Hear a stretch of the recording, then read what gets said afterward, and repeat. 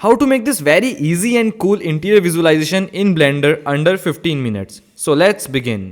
तो सबसे पहले हम लोग ओपन कर लेंगे अपना ब्लेंडर, और मैं ब्लेंडर का ब्लेंडर 4.0 वर्जन यूज़ कर रहा हूँ। अगर आप लोग उससे कोई पुराना वर्जन यूज़ कर रहे हैं तो आप लोग चूतिया हो, नया इंस्टॉल कर लो।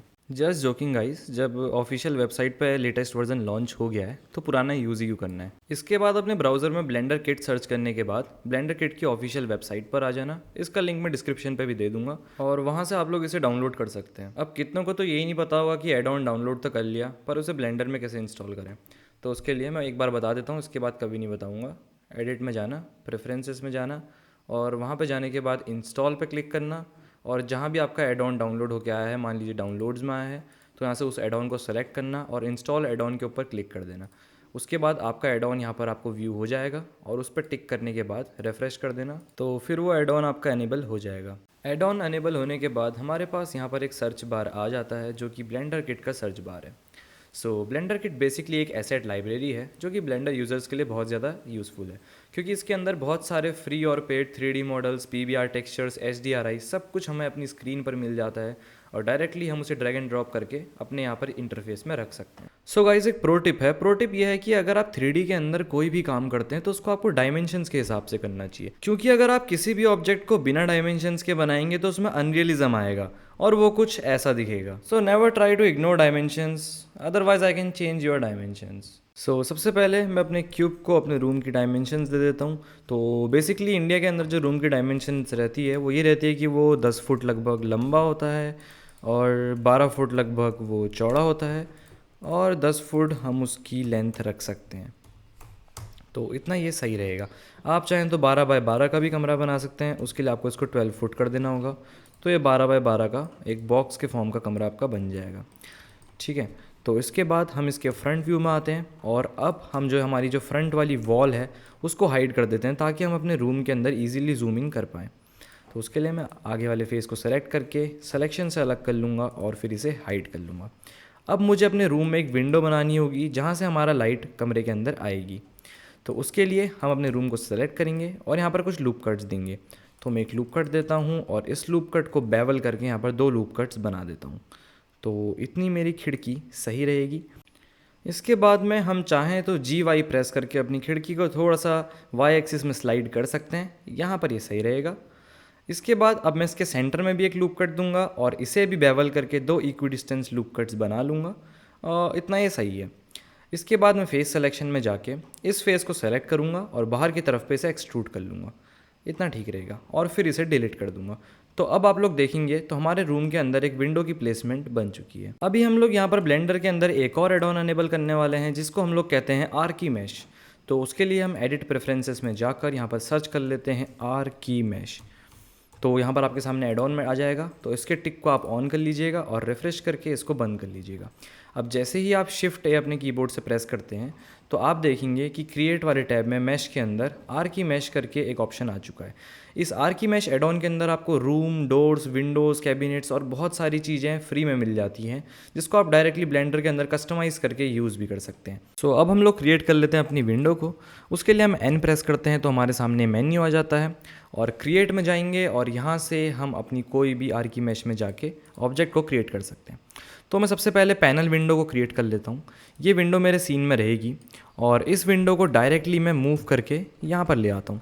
तो मैं GX कर लूँगा और इसे मैं यहाँ पर ले आऊँगा। इसके बाद मेरे पास एक तरीका तो ये है कि मैं डायरेक्टली इसको RZ प्रेस करके 90 ऐसे रोटेट कर लूँ। बट इस केस में जैसे ही मैं अपनी विंडो में जाऊँगा और यहाँ से कुछ भी सेटिंग में चेंजेस करूँगा तो वापस से स्ट्रेट हो जाएगी, तो इसका तो कोई भी फ़ायदा नहीं है। तो Ctrl Z कर लेते हैं। तो इसको रोटेट करने के लिए हमें क्या करना है, हमें सबसे पहले अपनी विंडो को सेलेक्ट करना है और इसकी प्रॉपर्टीज़ में जाके ही इसे रोटेट करना है। देखिए यहाँ पर रोटेशन का ऑप्शन लिखा हुआ है, तो इसको आप जैसे ही 90 प्रेस करेंगे तो ये 90 डिग्री रोटेट हो जाता है। देखिए रोटेट हो चुका है। अब मैं चाहता हूँ कि ये वाला पार्ट इसके अपोजिट साइड में हो, तो मैं इसको 270 रोटेट कर देता हूँ। तो देखिए ये इसके अपोजिट साइड में जा चुका है। और इसके बाद अब हम इसकी जो लोकेशन है इसको परफेक्टली सेट कर लेते हैं, विंडो से अलाइन कर लेते हैं।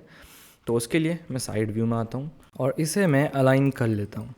तो लगभग हम इसे यहाँ पर रख लेते हैं, और साथ ही में अब मैं चाहता हूँ कि मेरी जो विंडो है उसमें सिर्फ़ और सिर्फ 2 पैनल्स हों, ज़्यादा पैनल्स ना हो। तो मैं इसके नंबर ऑफ़ पैनल्स घटा लूँगा। तो एज काउंट को मैं 2 कर लूँगा, तो ये सिर्फ 2 पैनल्स बच जाएंगे। और इनमें से किसी भी पैनल का अगर मुझे साइज़ चेंज करना है तो मैं इधर पे आऊँगा और यहाँ से इन पैनल्स का मैं साइज़ ऐसे चेंज कर सकता हूँ। तो इस पैनल को थोड़ा सा और बड़ा कर लेते हैं, इतना ठीक रहेगा, और थोड़ा सा इस वाले को भी बड़ा कर लेते हैं। हाँ, तो ये परफेक्ट है। इसके बाद में हम अपने पैनल को अच्छे से विंडो सॉकेट में अलाइन कर लेंगे।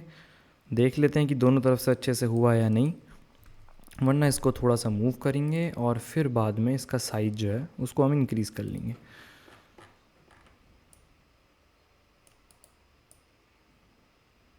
ठीक है, तो इतना ये बढ़िया रहेगा। साथ ही में अगर आप अपने पैनल को सेलेक्ट करते हैं और इस तरीके से इसको ड्रैग करते हैं तो आप इसकी हाइट को भी एडजस्ट कर सकते हैं।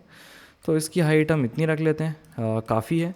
और अंदर से देख लेते हैं तो कुछ ऐसा हमारा यहाँ पे विंडोज़ दिख रही हैं। साथ ही में अगर आप देखेंगे तो आपकी जो विंडोज़ हैं वो इससे बाहर आ रही हैं आपकी वॉल से। तो उसके लिए आप या तो इसको सेलेक्ट करें और इसके एडिट मोड में आकर इसको आप सेलेक्ट करके इसको ऐसे पीछे को ड्रैग कर लीजिए। तो एक तरीका तो ये है, और या फिर आप पूरे एम्प्टी को ड्रैग करके इसको यहाँ से बाहर ले जा लीजिए।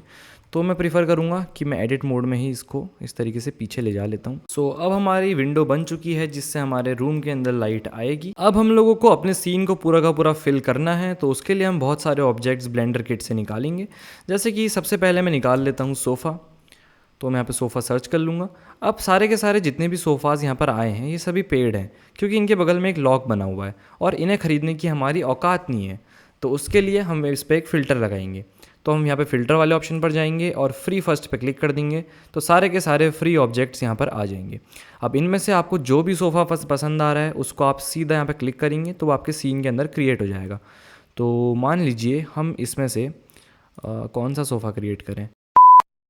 मैंने यहाँ पर ये वाला सोफ़ा क्रिएट करा है, ये मुझे थोड़ा सा सही लग रहा था। इस सोफ़े को हम अपने रूम पे कहीं पे भी प्लेस कर लेंगे। थोड़ा सा पीछे रख लेते हैं इधर पर, और थोड़ा सा इसमें एक दीवार से गैप छूटा होना चाहिए।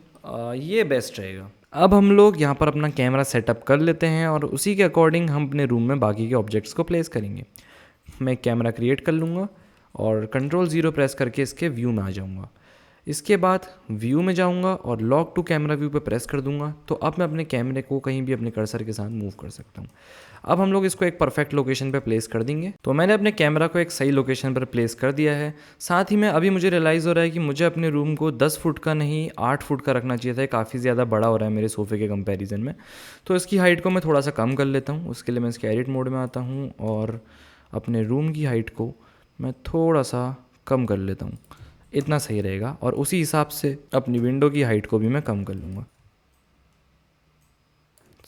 अब ये बढ़िया है। और अब कैमरा व्यू के हिसाब से हम अपने सीन में बहुत सारे अलग अलग ऑब्जेक्ट्स को प्लेस कर देंगे, जैसे कि फ्लावर पॉट और भी कई सारे ऑब्जेक्ट्स। तो इन सभी एसेट्स को मैं अपने सीन में इंपोर्ट कर लेता हूँ और अपने सीन के कंपोजिशन को ख़त्म करता हूँ। अब हमें अपने सीन में टेक्सचरिंग करने की ज़रूरत है और टेक्सचर्स को भी हम लाएंगे ब्लेंडर किट की मदद से। तो हम इस टैब पर आ जाएंगे और यहाँ पर हम सर्च करेंगे वुडन फ्लोर। तो मैं यहाँ पे अपने सीन में एक वुडन फ्लोर रखने वाला हूँ। उसके लिए यहाँ पे बहुत सारे वुडन फ्लोर के टेक्सचर्स आ जाएंगे। इसमें से आप कोई भी सेलेक्ट करके अपने सीन के लिए यूज़ कर सकते हैं। तो मैं थोड़ा और सर्च कर लेता हूँ और इस वाले फ्लोर को मैं यूज़ कर लेता हूँ। तो इसे मैं डायरेक्टली ड्रैग एंड ड्रॉप करके अपने फ्लोर के ऊपर रख दूंगा। बट सबसे पहले हमें अपने फ्लोर को अपने पूरे के पूरे सीन से अलग करना होगा। उसके लिए हम इसके एडिट मोड में आ जाएंगे और अपने पूरे के पूरे सीन को हम सेलेक्ट कर लेंगे एक्सरे को ऑन करके कुछ इस तरह से, और P प्रेस करके इस पूरे के पूरे सीन को हम सिलेक्शन से अलग कर लेंगे। तो अब हमारे पास फ्लोर हमारा अलग हो चुका है। तो हम डायरेक्टली इस टेक्सचर को ड्रैग एंड ड्रॉप करके अपने फ्लोर के ऊपर डाल देंगे और फिर हमारा जो एसेट है वो हमारे फ्लोर में कुछ इस तरीके से आ जाएगा। और अगर आप लोगों को लगे कि आपका जो टेक्सचर है वो थोड़ा छोटा आ गया है, बड़ा आ गया है, तो आप डायरेक्टली UV एडिटिंग में जाएंगे और अपने पूरे के पूरे टेक्सचर को सेलेक्ट करके इसका स्केल आप यहाँ से चेंज कर सकते हैं। तो फिलहाल मेरे केस में ये बिल्कुल परफेक्ट है। अब मैं अपनी वॉल्स में टेक्सचर देने वाला हूँ। तो उसके लिए मैं सर्च करूँगा प्लास्टर। तो यहाँ पर प्लास्टर के टेक्सचर्स आ जाएंगे और यहाँ पे से कोई भी एक टेक्सचर यूज़ कर लूँगा। तो ये वाला थोड़ा सा मुझे सही लग रहा है, तो इस टेक्सचर को मैं डायरेक्टली ड्रैग एंड ड्रॉप करके अपने सीन के ऊपर रख देता हूँ। अब मेरा जो टेक्सचर है आप देख सकते हैं कि मेरे सीन में आ चुका है। हम लोग करने वाले हैं अपनी वीडियो का फाइनल पार्ट, जो कि है इसमें लाइटिंग करना। तो लाइटिंग करने के लिए हम सबसे पहले आ जाएंगे EV से साइकिल्स में, और इस पे आने के बाद हमारा डिनॉइज़र को हम ऑन कर लेंगे और सैम्पल्स घटा के अभी हम फ़िलहाल 50 कर लेंगे। और इसमें हम रेंडर्ड मोड में आ जाएंगे ताकि हम अपने पूरे के पूरे सीन को रेंडर्ड मोड में देख सकें। देखिए ये बिल्कुल सही है।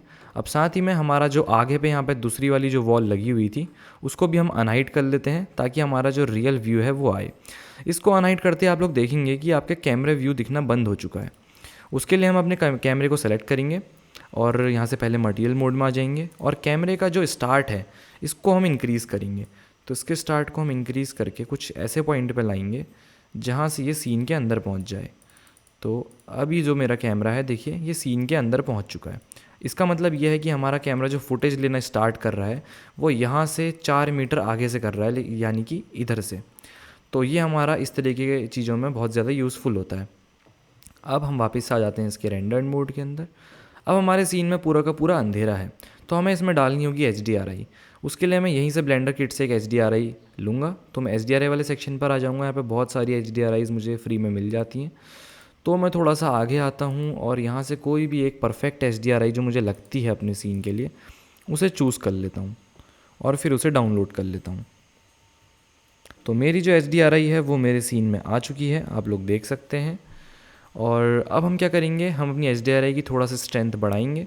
तो इसकी स्ट्रेंथ को मैं बढ़ा के कर लेता हूँ 20। तो देखते हैं कैसा लगता है। इससे थोड़ा सा ज़्यादा उजाला हो गया है तो हम इसको करते हैं अबाउट 15। हाँ, तो इतना ही सही रहेगा। और आप लोग देख सकते हैं कि हमारे सीन के अंदर बहुत हद तक एक रियलिज़म आ रहा है। और साथ ही में हमारे जो सीन की वॉल्स हैं आप देख सकते हैं उनका कलर वाइट हो रहा है। तो इसका कलर हम चेंज कर सकते हैं। उसके लिए हमें यहाँ से इसको हम शेडर एडिटर में कन्वर्ट कर लेते हैं और शेडर एडिटर में आने के बाद में हम अपनी वॉल को सेलेक्ट कर लेते हैं। तो मैं इस वॉल को ऐसे सेलेक्ट कर लेता हूँ और इसमें हमें दिखा देगा कि कौन सा मटेरियल लगा हुआ है। अब इसका जो बेस कलर है इसको मैं प्लगइन से हटा देता हूँ और इस कलर को मैं खुद से एडजस्ट करूँगा। इसको मैं थोड़ा कुछ क्रीम कलर टाइप का कर देता हूँ। हाँ, कुछ ऐसा ये सही रहेगा। तो ये मेरे लिए अभी परफेक्ट है। अब मुझे लगता है कि अगर हम यहाँ पे वॉल में कुछ कर्टेन्स ऐड कर देंगे तो हमारा सीन और अच्छा लगेगा। तो मैं इसमें कर्टेन्स भी ऐड कर देता हूँ। तो यहाँ पर हम अपना कर्टेन भी यहाँ पर रख देते हैं। तो अब मैंने सीन में कुछ कर्टेन्स ऐड कर दिए हैं। अब इसमें लाइटिंग थोड़ा और एनहांस करने के लिए हम लोग यहाँ पर एक सन का यूज़ करेंगे।